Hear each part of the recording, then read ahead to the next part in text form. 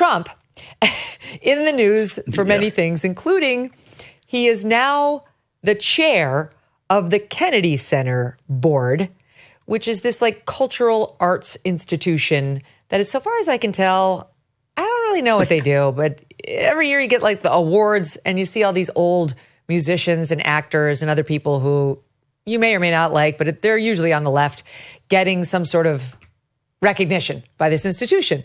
And Trump like fired half of the people who are involved in it and replaced them with Trump loyalists.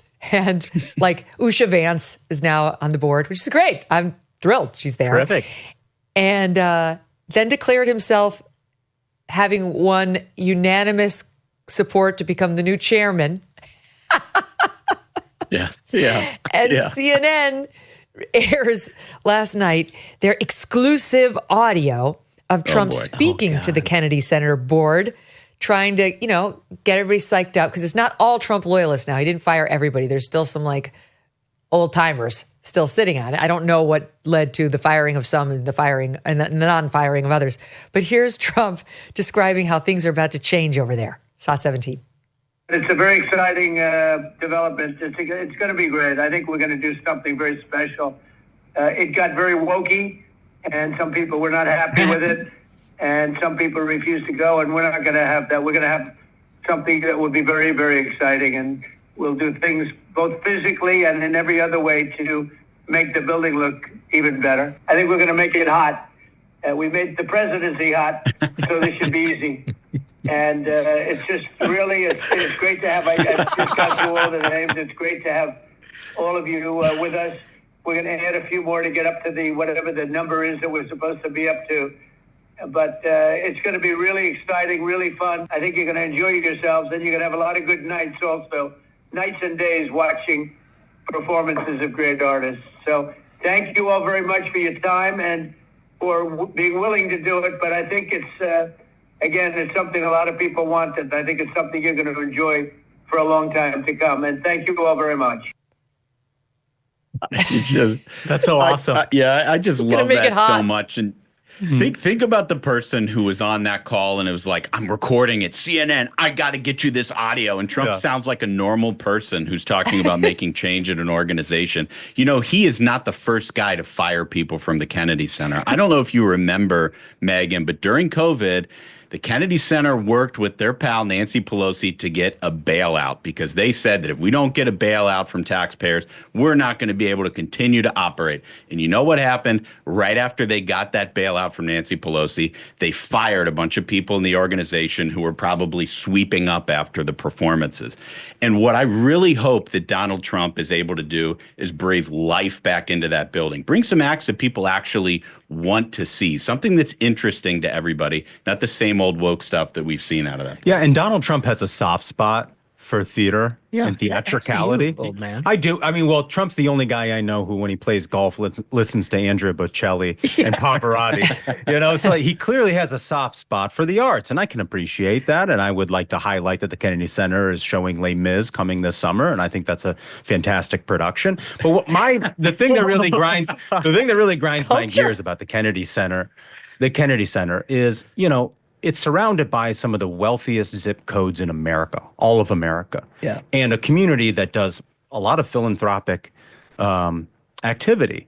Why is it that the Kennedy Center needs to be funded by Congress in any way, shape, or form? Great point. Yeah. If everybody agrees that it's this great cultural testament to the United States of America, raise the money from private sources. We've had harder fundraising experiences than it would be to raise money for the Kennedy Center. Exactly. Everyone would donate to that. All those rich fat cats. But, you're not wrong, Duncan. Trump is very culturally astute and experienced. We pulled just one example. It's from the 2005 Emmy Awards featuring Donald Trump and actress Megan Mullally.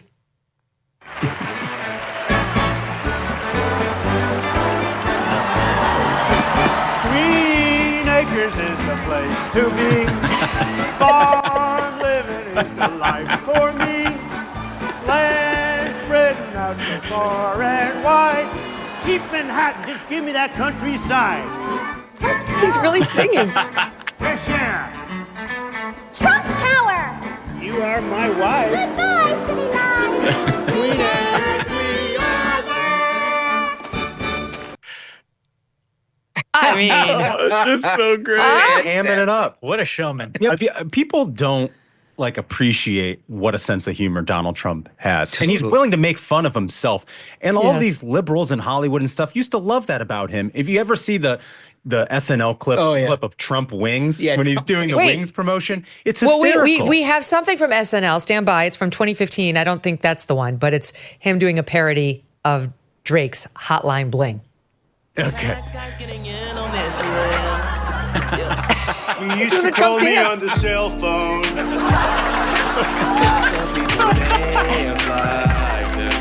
Call me on the cell phone.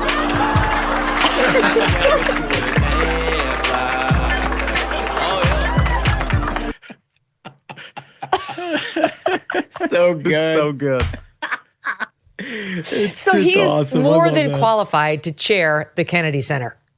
Mm-hmm. Yeah, for sure. And for those of you that haven't been in DC, like that place has been lit up in a rainbow flag for the last 4 years. Literally every night, it's lit up like a rainbow flag. So that explains what's happening, because what's happening is people are resigning. Like the remaining riffraff are, taking their ball and going home because they wouldn't be on any board of which Donald Trump was the chair.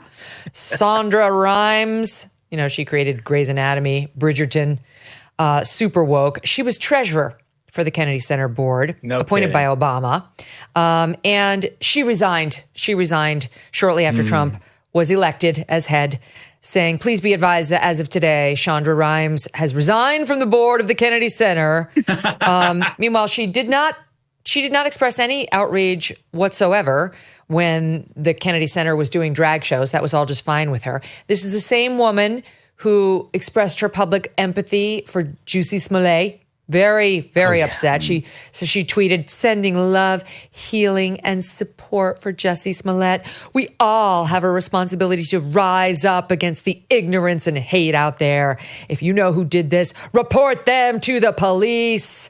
She's got a long history of cutting tail and running. When Elon took over X, she left, not hanging around for whatever Elon has planned. Bye. Well, we don't miss you, Chandra.